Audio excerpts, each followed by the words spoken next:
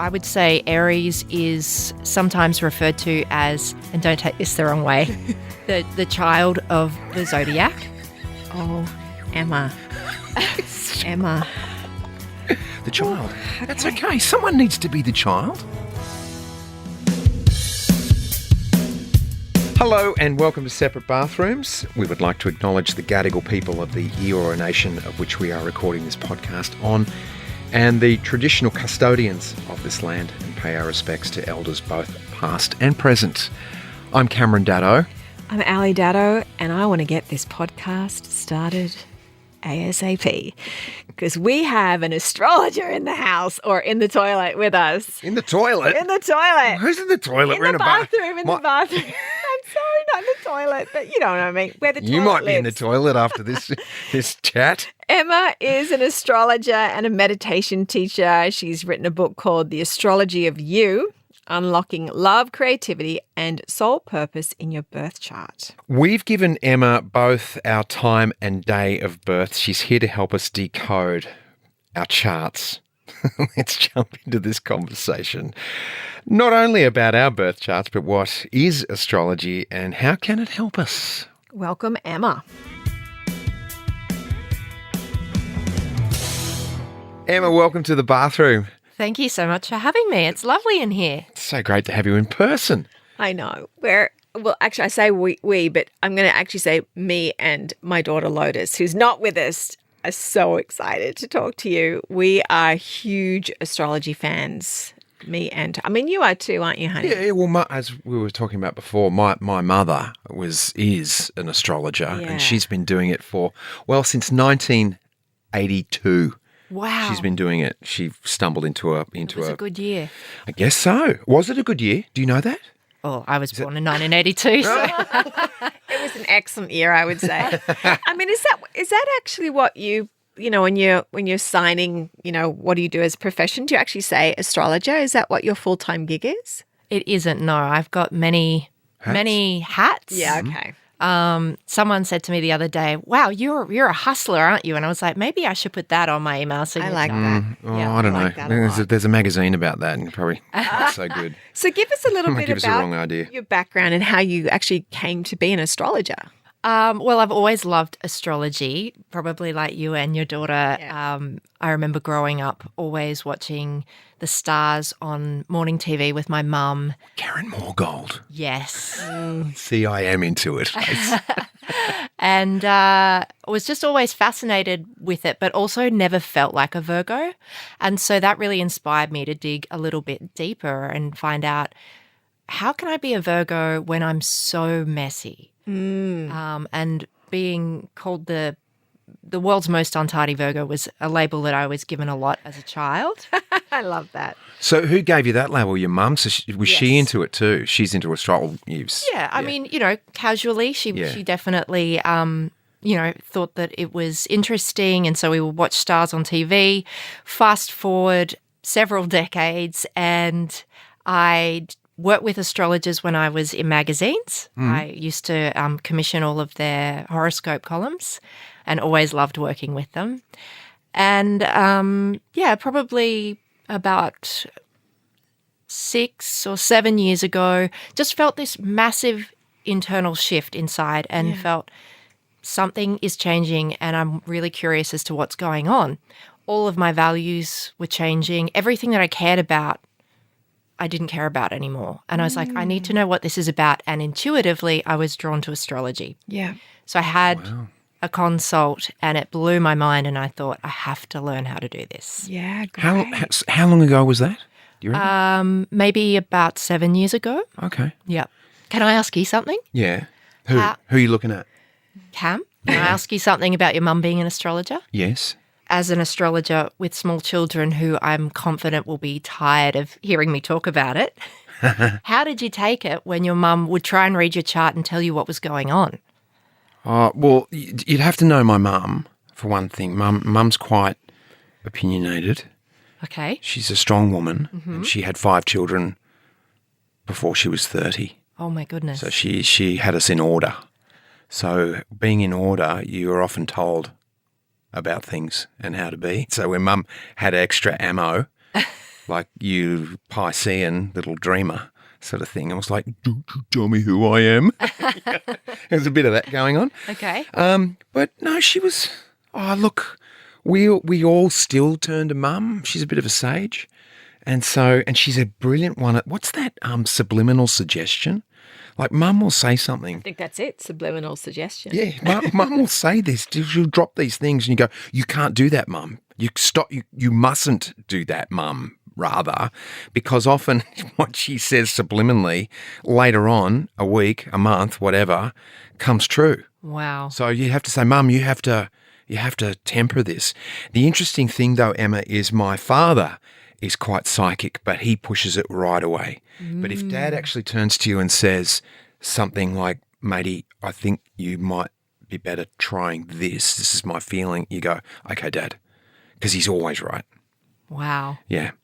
I look, I'm not against what you're doing at all, because when you're talking about you used to organise who the astrologers were in the magazines, I can pretty much tell you all the names of the astrologers in the news, but like Jonathan Cania, is it that guy in the Sydney papers and whatever company that paper runs? But all those ones, and they're all a bit woo-woo, a lot of those things. And I always find I have to just cut to the last little line for the info, for the action item. I need an action.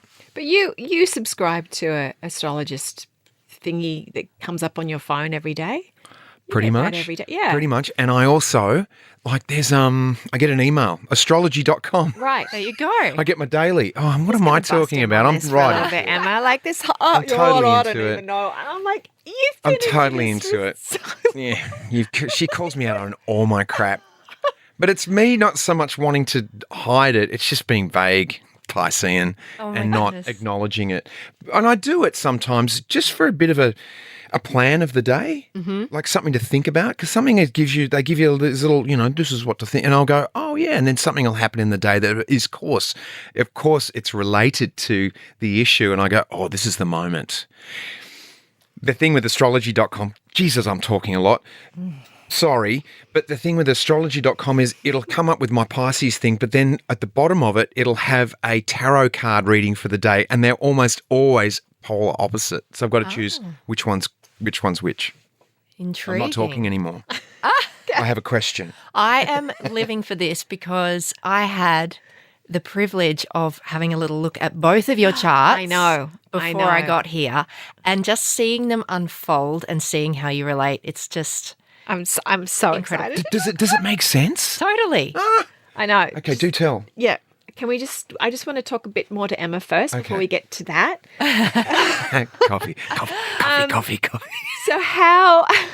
So with the astrology, how do you use it for yourself in a day-to-day basis?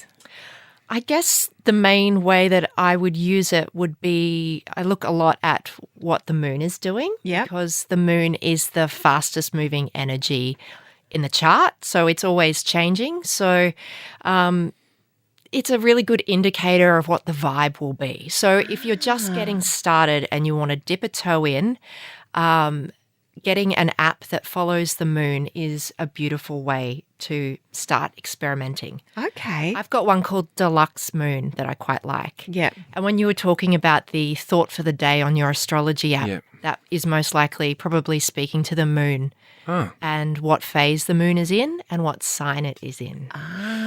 We recently had that big moon, well, the lunar eclipse. Yes. Does that affect, is that part of astrology? Yes, it absolutely is. Yeah. In what way? So eclipses in astrology tend to coincide with dramatic change. It's beginnings and endings. So when we go into what we call eclipse season, because they happen in sets of 2 or 3, we'll kind of go into what some people call like a kind of portal period where everything is kind of topsy-turvy and you don't know whether you're coming or going. So many astrologers will recommend, where you can, just holding fire on doing anything major. You don't have to go and manifest things or do any big kind of spiritual ritual. Just wait and see how things unfold. And those eclipses will set the tone for the following 6 months. 6 months. Interesting.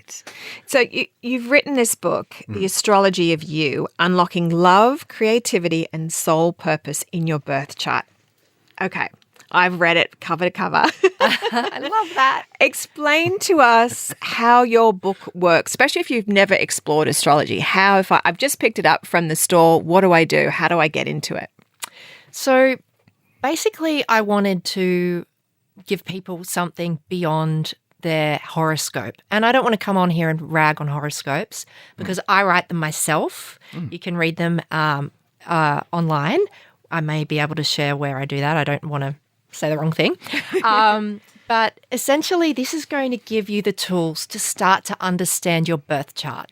So your birth chart is a picture of the sky from the moment that you were born. Yes. And it is kind of arranged in a sense of what we call a geocentric perspective. So from the Earth looking up.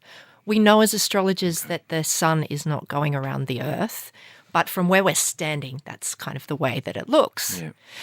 And so this book will first of all introduce you to what all the planets and luminaries mean, and then give you intel on how to work with yours. And I go through every single sign for the sun, moon, your rising sign, and something else called the nodes. And each of those represent a different kind of energy that you carry within. And they can help you and support you, in a day-to-day basis, particularly, I think, around relationships. Yeah.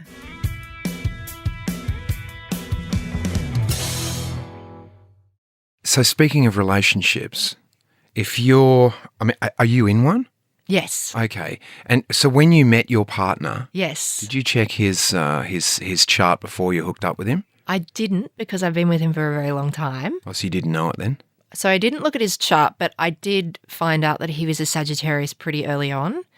And I just have got big history with Sagittarian men. I just love them. So I was like, tick, tick, tick. Yeah, right. And many years later, when I looked at his chart, he is super Sagittarian. He has got so many planets in Sagittarius. So he's like the very most beautiful expression of that. And you've got how many kids? 2. 2 kids. And so were you already into astrology when they were born? I was, yes. So you were immediately knowing somewhat of their personality and what's ahead of them in a lot of ways and has it all completely matched to what you've learned about their birth charts? I mean, it's difficult to tell with Sydney, because he's only 10 months. Oh, right. little guy. Yeah. So I do see some of his moon come through. He's a Leo moon, and he just thrives on just like, look at me, like he just has so much love to give. He's very warm. And my daughter Plum is 3, and she's definitely living that chart. Right. Amazing. She's very fiery. She's an Aries rising, like you. Sagittarius I feel moon. so naked. And so, yeah, I definitely see that all unfolding before me. But being an astrologer, it's a little bit like that adage that you hear about the plumber with the leaky pipes. Yeah. Like, I don't look at my chart or my children's chart as much as I do other people's. Yeah. Oh, okay. And so it's often after the fact. Something will go wrong, and then I'll look at my chart and I'll go, yeah, that'd be right. Right. Of course it is. Would you look at your chart to go, okay, I'm going on an overseas trip. I'm going to look at my chart to see if it's the right time to go, or would you ever do it in that direction? Can you do that? Yeah, for sure. Your but mum does it. I would. Yeah. I would maybe not look at my own chart, but I would look at the more macro astro weather and be thinking, oof, that looks a little salty. I might give that a miss. Yeah, right. Yeah. Yeah. Yeah, so you can. So I guess is that how the Woman's Weekly puts out the astrology chart for 2023. You buy it because I remember that edition. I always like to read what's coming up for the next year. So that's how they do it. They just map out the planets. Yes. On that score. Because we understand the planetary cycles and how fast they move and at what speeds, we know where they're going to be, hundreds of years into the future even. if you wanted to look that far. And so what horoscopes are essentially looking at what the astrological weather will be. And it will be the same weather, cloudy with a chance of rain. And then we apply that to the 12 signs and see what part of the chart it's going to hit. So if you were to sit down and read a horoscope column from start to end, you'd be like, oh, this is all kind of samey because it's the same weather. Right. We'll all experience it in a different part of our lives. Right. Does that make sense? Yeah, you experience it's the same ball, but you got a different colour that you're looking at. Yep. Yeah, right. That's pretty fascinating stuff, isn't it? Yeah, I love it. So, if you meet someone, can you tell? Like, if you didn't know our birth dates, could you tell that Ali was Sagittarius and that I was Leo? I'm just like, but that's not what I you know. are. Exactly. Are you trying to trick me? Yeah, I'm trying to trick you. Can you tell what they are if they walk in? Or, on a handshake or a... Possibly, the rising sign is the easiest one to pick because the rising sign is how other people perceive you. Oh. So that's the vibe you're giving off. Often it's not something that you necessarily feel on the inside. Oh, that's Yeah, very yeah. And so interesting. So this is where I find it really useful is when you start to understand your rising sign. Yes. You start to understand why people have a certain response to you. Yeah. And it's only like when you're born, like that's the one time that the planets and everything are going to be in that exact position is that for like eternity, or will those planets and everything be in and moon be in the exact position ever again in the moment of your birth again within the world, or Certainly not within our lifetime. not within our lifetime? right. Yeah, There's so too that many makes variables, it really right? special. It is really Yeah. special. Yeah. Can you tell if someone's going to win the lottery? No, it's not really the kind of astrology that I practice. But Asking for a astrologers friend, honey. astrologers are like chefs. You gotta there buy are, a ticket there are first all to win. kinds. All right. So there would be some astrologers who would be able to like look into those sorts of things and would be comfortable making those sorts of Making those predictions. predictions. Wow. Because I hear that some can, but like Vedic astrology, they can tell the moment you die, you're going to die, predict It's a that big moment. part of it. Yeah, Would you want to know that? absolutely not. Me either. Me either. Okay, Emma. It's time to get into it. Let's get real. Let's get in. What's that? What's Ali's rising sign, by the way? She's a Virgo. I'm a Virgo. Virgo rising. That's you, right? I'm a Virgo sun. So obviously I'm a Scorpio, but so the rising sign is did you say that's what what most people present as a Virgo? What's a Virgo do? A Virgo is, Very intelligent. they are very intelligent. Are They're they ruled by funny? Mercury. They've got to be really funny, don't they? They're Pretty not sharp. always funny, but I mean, Correct. present shut up. company, Yeah, very funny. very funny. Two of the finest Virgos that you will ever meet right here at this In desk. one room.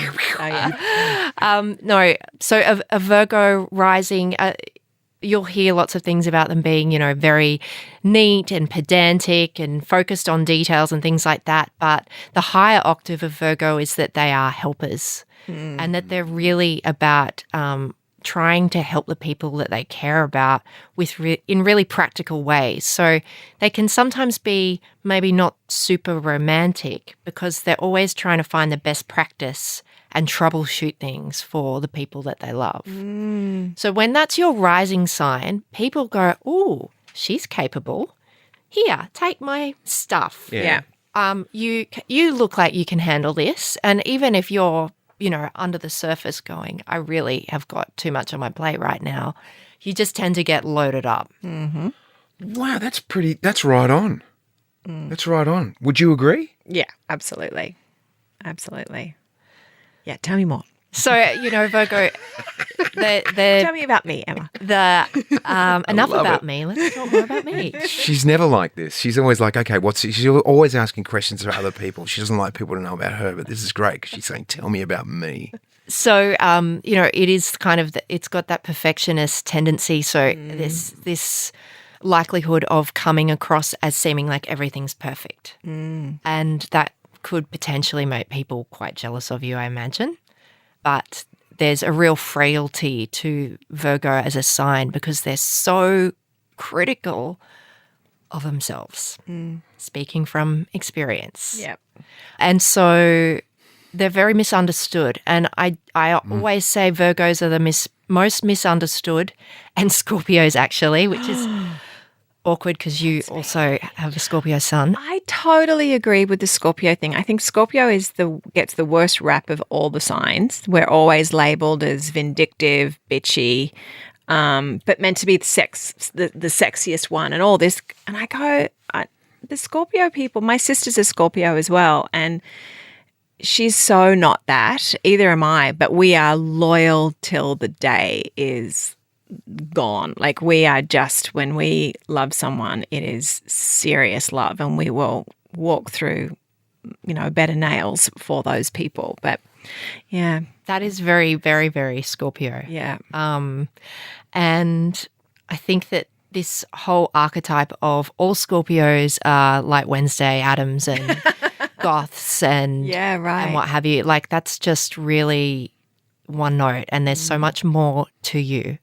And that I think is the most interesting thing about Scorpios, that there is more there than meets the eye, and they're very curious and they want to get to the bottom of things. They're very perceptive. They make great health practitioners because they ask the right questions to diagnose someone. There's that sort of almost surgical precision to your energy. And so good at sensing bullshit.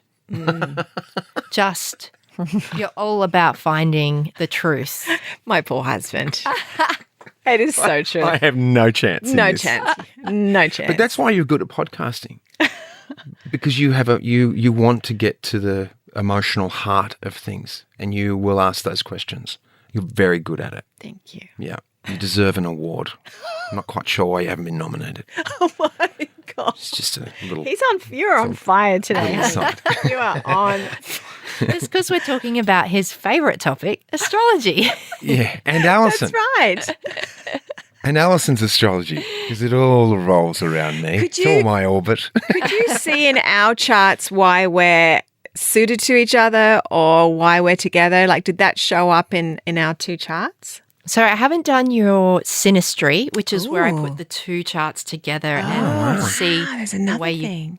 We might have to do that later. We'll do that. We'll pay you for that one. That can be my second book, perhaps. I thought I would stick to the things that we can learn from the book. Yeah.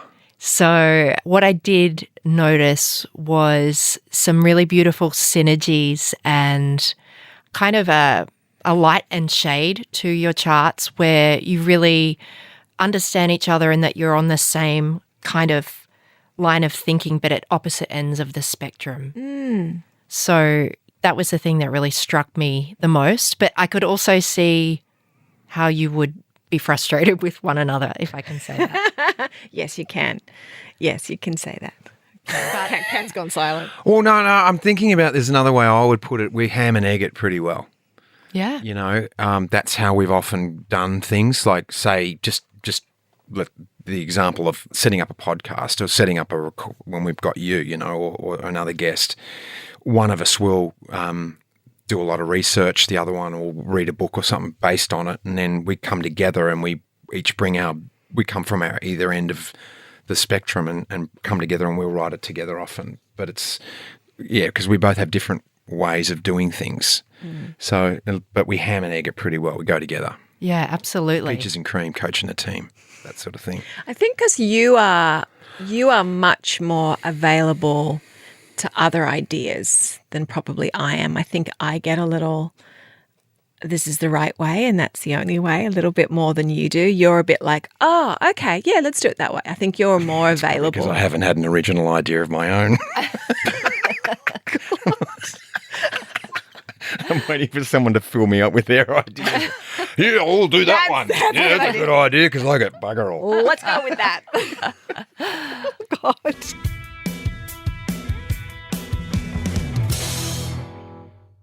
All right, so Cam's rising is what? His rising is Aries. Oh, Aries. So does that make him And he also has an Aries moon. Ooh, so is that the fire that he gets into sometimes in the crankies?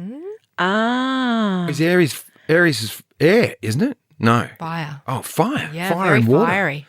Ooh, so do I boil the water or do I douse it with my water? I'm talking about Pisces, of course. Oh, no, I'm with you. I'm right there with you. Yeah, right. This is so much more in depth than I expected. I'm loving it. I would think that the water would get a little hot rather than, than the water puts out the fire. Although, I reckon I have moments of either way. yeah, I think so. Because I like to think of people as heaters or thermometers. So people walk into a room, they take the temperature of the room and they turn into that. Where other people walk into a room and they're a heater and they just heat it up. Yes. And sometimes I'm the heater and sometimes I'm a thermometer. And then my mum, what did she say? I don't know, but it was like putting Aries, fire and water together. It's like, oh, are we cooking the water? Are we boiling it? Or are we using the water to put out the fire? So that's my challenge, I reckon. I love that. I'm going to use that. Can I borrow that? You should have it. That's free. So, yeah, okay. So, now we're on to me. What else about me? So Aries rising and Aries moon. So your moon is in the first house, which I refer to as your shop front. So it's the part of your chart, if you've got planets there, where people can really pick up on them. They're very obvious. So, your moon is your emotions. So I imagine it's very hard for you to have a poker face. Oh my God. No truer words were spoken. That has been the running joke since I met this man. He has the worst poker face in the world. Is that why I'm such a shit actor? Stop it. No poker face. Wow, that's cool. Okay. So, yep. No. So you've just validated the family secret. Yes. That's awesome. And I mean, the moon in the first house also, it's all about, wearing your heart on your sleeve as well. So it's right out there and front and center. And I think that's really, really quite beautiful. Yeah. Because it's not hard to connect with you on an emotional level. So you wouldn't hold back. Oh, yeah, okay. Mm-hmm. Off me for a moment. In the world of acting, I often talk about know your myth, know your energy. Mm. And often if you don't know what your energy is, you can often be going for roles that you're not actually right for, right? Because you think you're Harrison Ford, but actually you're Pee Wee Herman, And so it's important to know your myth or know who you are. And that's something that I've always been confused about, going, I don't know where I fit. Yeah. Who do you think you are? Who do you feel I think I'm Harrison Ford. Oh, okay. Maybe. So I've come off it. I'm going to go. I'm going over to Pee Wee. Right. But I'm often, I know a lot of people look at themselves on screen or hear themselves in a recording and go, oh God, I never thought I never thought it sounded like that or looked like that. I don't look like that. I don't really have that because I've been in the business for a long, long time. But I still grapple with what is the energy that I'm coming into a room with, and to understand what that is all about. And I'm gathering what you're telling me right now is that astrology could actually help people understand what that's about. Absolutely, and help you understand how you're received. As I mentioned before, you can often feel like one way on the inside and something very different comes across when people meet you. Yeah. So, I mean, I would say Aries is sometimes referred to as, and don't take this the wrong way, the child of the zodiac. Oh, Emma. Emma. The child. Okay. That's okay. Someone needs to be the child. And there's a boisterousness and a sense of fun and play and impulsiveness to Aries energy, where they're just like, let's do it, and we'll think about the consequences later. And so that kind of Elle, you're very silent. Talk to me. Listen it in. I'm just getting all the validations here that I need. This is spot on, Emma. Okay. Yeah, right. So it's that that sense of fun and willingness to participate. I call it a bias for action. Oh, wow. Which is like a phrase that people use in HR to basically say, will you roll up your sleeves and just get stuck in, or do you have to sit around and have 1,000 meetings? You're like, no, we'll just Oh, yeah. I'm throw totally shit about that. against the wall. Yeah. Do it. Well, that's the last 10 years of my life, really, is throwing a whole bunch of crap against the wall, see what sticks. Yep. And then and taking action. It's always got to be about taking action. Yes. And pontificating and stuff about it. Probably not enough of that, actually. Can your birth chart guide you towards career choices? Yes, absolutely. Yep. So there are certain parts of the birth chart that you can turn to get an understanding of how, career will unfold for you in the world. But then there are also areas of the chart that if you've got a lot of planets there, for instance, like you have a lot of planets in the 3rd house, and the 3rd house is all about education. So I did not know that you were a teacher. Yeah. And last night when I was listening to podcasts and researching, I nearly fell off my chair. I mean, it still blows me away how spot on it is, because you've not just got your sun there, but you've got 3 or 4 planets there that we call a stellium. So if you were coming to see me and you were having a career crisis, I would be saying, how do you feel about teaching? And particularly 3rd house is teaching kids. Oh, my gosh. It's pre-high school. Yeah. Which is where you are. That's exactly which is You've why always I wanted to love be. it. That's what I've wanted to be since I was a little amazing. girl. So and the youngies too. So that's really special. wow. So yeah, there are lots of ways that we can look at the chart and get a feel for where are your greatest strengths. Yeah. And how can we play to them, and how can we accept that there's nothing wrong with us, that we were born with all of these interesting qualities and we don't have to fix anything. We can just focus on the parts of ourselves that come effortlessly. Yeah. So how do we get off track then? If you're saying that every person, I believe we're all here for a reason. We're all here for a purpose, to do something, to settle something, particularly within ourselves. Yes. So how do we get so off track from our innate path? I think that we just absorb so much from the outside world, external opinions and, what our parents expect of us and friends, and now, even social media. We just are always trying to be something else. Yeah, right. And I think astrology can teach you to come back to yourself, and that's just an incredible tool. So it's a little bit of like nurture and nature, isn't it? So astrology is the nature part, because you can't change what nodes and moons and rising signs that you are. That's your nature. But the nurturing part, whether if you've had trauma in your childhood or something horrific's happened to you, that would direct your path in a different way. It doesn't change what your signs are and everything. Yeah, right. But maybe that can, understanding that. It's still such a, what I love about it though, because I love mysteries, is who came up with it all and how did it get invented and why is it so specific and why is it so right on, and like it's so amazing. Well, that's a whole other branch of astrology in and of itself. We believe that it came from Mesopotamia, so thousands of years ago, and also Egypt. And it began as an observational study.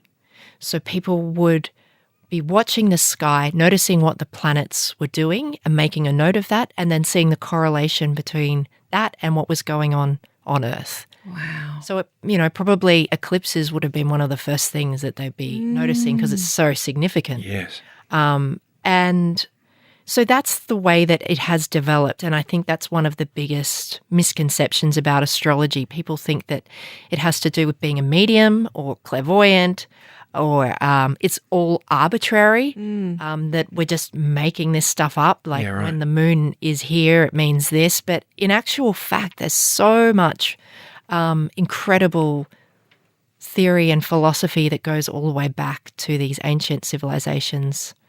And that's really where it's all come from. And it's a living, breathing thing. It evolves with the times, and you'll see what was popular in a certain era will influence the way that the planets are being interpreted and so on. So at the moment, Hellenistic astrology is having a big moment, and that's astrology based in ancient Greek times. Wow. Look, there's the showbiz adage, always leave the audience wanting more. You're leaving this audience wanting more. We're out of time. This has been so fascinating. I'd be giving you a ring and saying I need a you do one-on-ones, you do things like that with people. I going do. Through charts. Yep. Okay, we're doing it. We're doing it because Says the man who's really not that interested in it. Yeah, I can't believe I started that way. I know. And we haven't even talked about Mercury in retrograde, because that you hear that all the time when things go wrong. I wanted to hear about that. Anyway, that is a thing, isn't it, though? Mercury retrograde is a thing, yes, but it's the sort of thing that goes crazy on social media, and it's a bit of a beat up. Okay. It's a real catchphrase. Yes. Just quickly then, is there a plan of action to take when you hear this Mercury retrograde? Is there something that we can do in order to soften it? Yes. So it is a time to review, reassess, recalibrate. Think of all the RE words. Think retrograde, RE words. That's what we're doing. So you'll find that you may be forced to go back and redo things. Okay. That's the annoying part of it. But you can take an active approach by using that few weeks to review things in your life. Yeah. Is this really working for me? Am I happy with this? Yeah. Okay. Awesome. We might have to get you back in. I hope so. I think that's what we're going to have to do. Started. I know. Yeah, I know. I think we're going to have so to. True. I think our listeners are going to love this. We've certainly loved it, and it's been great having you in the bathroom with us. Can I ask you one last question? Go on. What the world needs now is Love. There you go. It's true. Thanks, Emma. The Astrology of You by Emma Vidgen. It's got all the details. It's got how to get onto the website to get your birth chart created. So just check out that book and you'll be able to find out more about yourself or your loved ones as well. Thanks so much, Emma. Thank you so much for having me. Okay, I've got to eat humble pie. Did I really say I'm not interested in this at the beginning? Pretty much. You kind of that's kind of what you were alluding to. That it's all woo woo. I was like, that's No, it's not. You've always loved astrology. Yeah. Since I've known you, and actually you were more into it than I was. I've sort of learned to love it. You're a funny dude. I'm weird. The book is The Astrology of You, Emma Vidgen. What a great stocking stuffer. Or even just a proper Christmas present. Yeah.